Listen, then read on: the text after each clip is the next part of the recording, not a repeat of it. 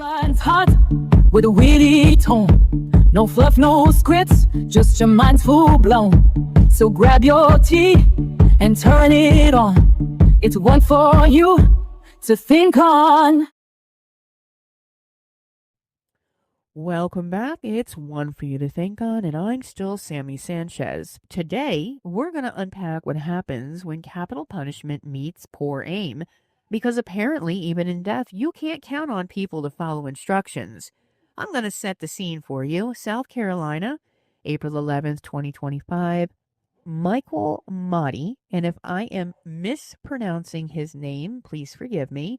He's a convicted cop killer on death row at this time who chose to die by firing squad. Yep, the old Wild West way, because lethal injection is apparently too hard to get right now. Supply chain issues or moral ones? I don't know. Anyway, Mahdi, 42, gets strapped to a chair, a red bullseye slapped right over his heart because nothing says civilized execution like using an actual target. The goal, 3 shots straight to the heart. Quick, clinical, 10-15 seconds to lights out. Except, plot twist.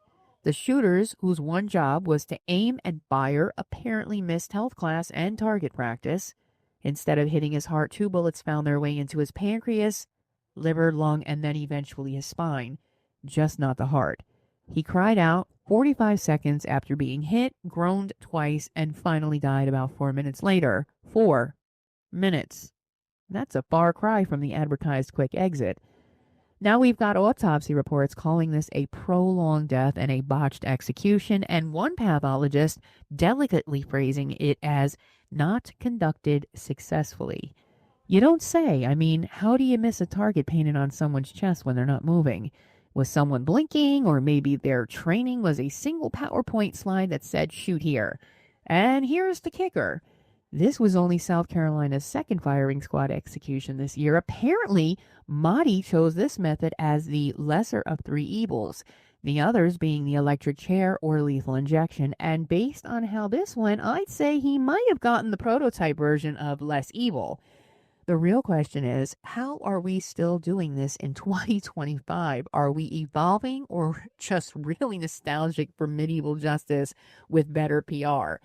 Mahdi's attorney says this wasn't just about him. It's a warning for future death row inmates and the courts overseeing the whole mess.